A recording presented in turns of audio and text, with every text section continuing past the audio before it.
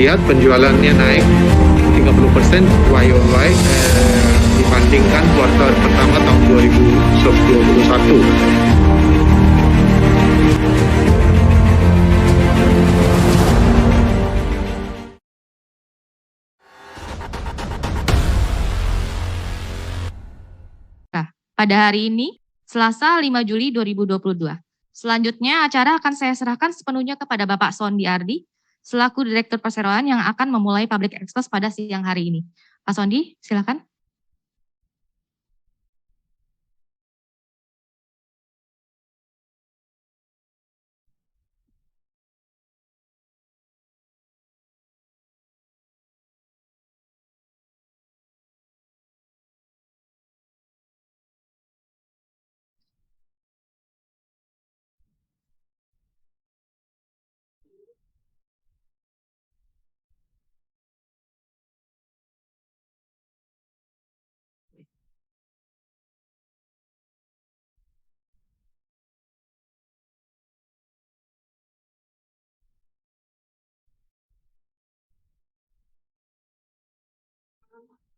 Baik, selamat siang Bapak Ibu sekalian.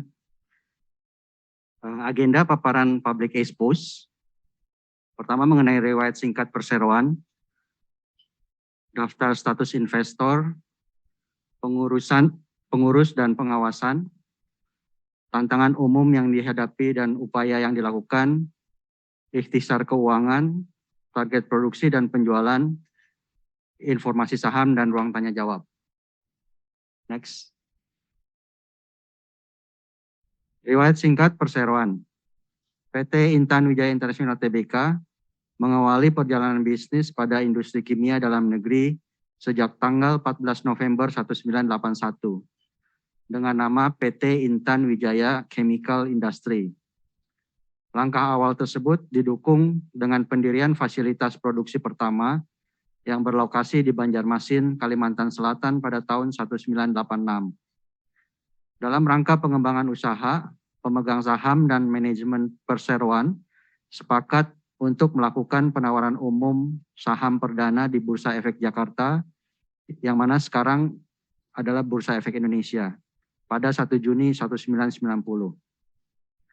Perseroan melakukan perubahan nama menjadi PT Intan Wijaya International Tbk pada tahun 2000, diikuti dengan pendirian fasilitas produksi kedua di Semarang, Jawa Tengah pada tahun 2013. Perseroan kini memiliki 2 pabrik yang mampu memproduksi berbagai macam produk olahan kimia seperti formaldehyde, urea formaldehyde resin, melamin formaldehyde resin, phenol formaldehyde resin, dan urea formaldehyde powder. Next. Kapasitas produksi terpasang per tahun. Untuk Banjarmasin pabrik, formaldehyde 36.000 metrik ton, dan urea, melamin, dan phenol formaldehyde resin liquid dan powder 60.000 metrik ton. Untuk pabrik di Semarang, formaldehyde 65.000 metrik ton, dan untuk urea, melamin, phenol formaldehyde resin liquid 90.000 metrik ton. Next. Daftar status investor dengan kode efek INCI memiliki investor sejumlah 2.298 dengan sebaran seperti terlampir, dan jumlah saham 196.121.237 lembar. Next. Pengurusan dan pengawasan sebelum RUPS tadi, dan next setelah RUPS. Next. Tantangan utama yang dihadapi dan upaya yang dilakukan. Pertama, variasi implementasi proses produksi pada tiap-tiap pabrik plywood membutuhkan penyesuaian-penyesuaian dalam aplikasi resin pada tiap pabrik tersebut. Untuk memberikan hasil yang optimal dan menjaga konsistensi kualitas mereka, maka PT Intan Wijaya International Tbk melakukan intensif asistensi di lokasi pabrik tersebut, training, dan rutin komunikasi serta kunjungan ke pabrik-pabrik plywood. Kedua, kesinambungan ketersediaan pasokan bahan baku yang dilakukan dengan selalu menjaga safety stock dan reorder point yang akurat. Ketiga, kemampuan pembayaran piutang pelanggan yang sangat variatif. Untuk itu dilakukan review secara detail atas setiap pelanggan untuk menjaga kolektabilitas. Keempat, sehubungan dengan adanya pandemi COVID-19, maka pabrik kami melakukan usaha-usaha preventif untuk menjaga keberlangsungan operasi. Ikhtisar keuangan. Neraca 31 Desember 2021 dan 2020. Aset lancar 2021 300 miliar 178 ribu, 2020 235 miliar 888 ribu juta, maaf ya. Sehingga ada kenaikan 27,25%. Aset tidak lancar 290,5 miliar, 2020 208,9 miliar. Ada kenaikan 0,74%. Total aset di Desember 2021 510,6 miliar, di 2020 444,8 miliar. Ada kenaikan 14,8%. Untuk liabilitas jangka pendek, Desember 2021 119,5 miliar, 2020 63,4 miliar, ada kenaikan 88,39%. Liabilitas jangka panjang Desember 2021 11,5 miliar, 2020 12,5 miliar, ada penurunan 7,5%. Equity Desember 2021 379,5 miliar, Desember 2020 368,8 miliar, ada kenaikan 2,9%. Total liabilitas dan ekuitas Desember 2021 510,6 miliar, Desember 2020 444,8 miliar, ada kenaikan 14,8%. Laba rugi per 31 Desember 2021 dibandingkan dengan per Desember sampai dengan Desember 2020. Di tahun 2021 penjualan 520,7 miliar, di tahun 2020 394 miliar, ada kenaikan 32%. Laba kotor di tahun 2021 68 miliar, di tahun 2020 91 miliar, ada penurunan 24,9%. Laba sebelum pajak di tahun 2021 13,7 miliar, di tahun 2020 38,3 miliar, penurunan 64%. Laba bersih di tahun 2021 11 miliar, di tahun 2020 30 miliar. Recording in progress. Neraca per 31 Maret 2020 dibandingkan dengan neraca 31 Desember 2021. Maaf, neraca per 31 Maret 2022 dibandingkan dengan 31 Desember 2021.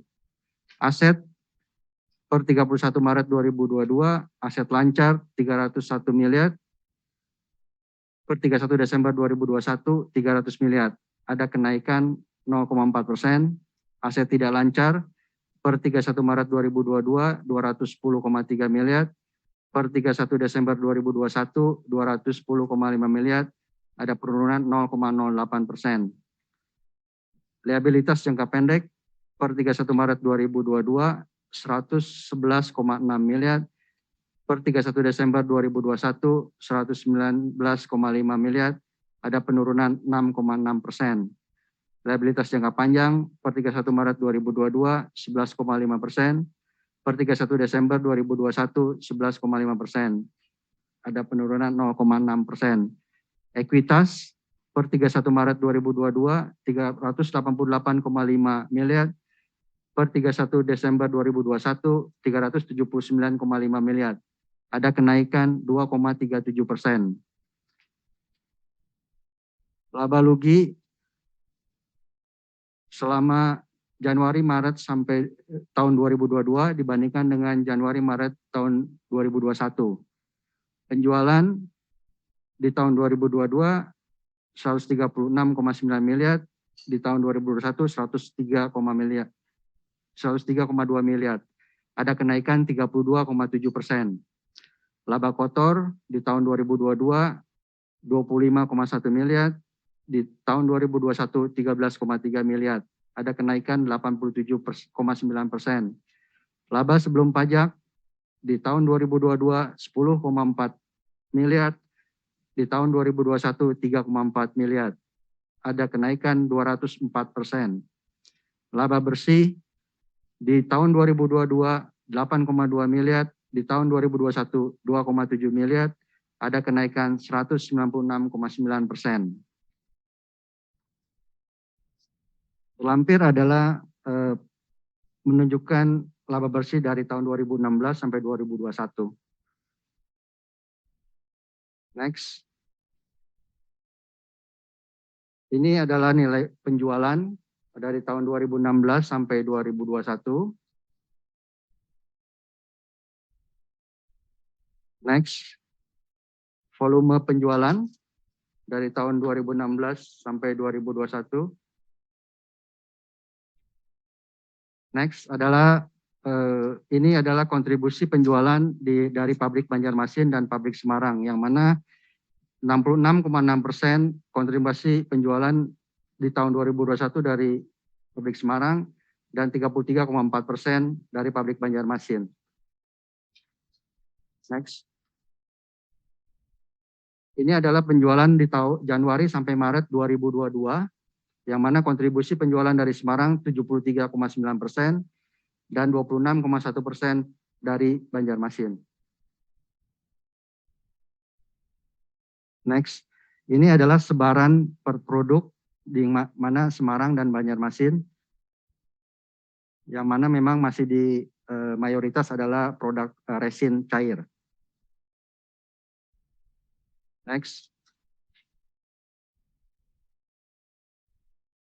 Tahun 2022 target produksi dalam ton untuk Banjarmasin untuk urea melamin phenol formaldehyde resin sebesar 16.300 ton, dan untuk urea formaldehyde powder 500 ton, dan formalin dan lainnya 13.700 ton, sehingga total Banjarmasin adalah 30.500 ton.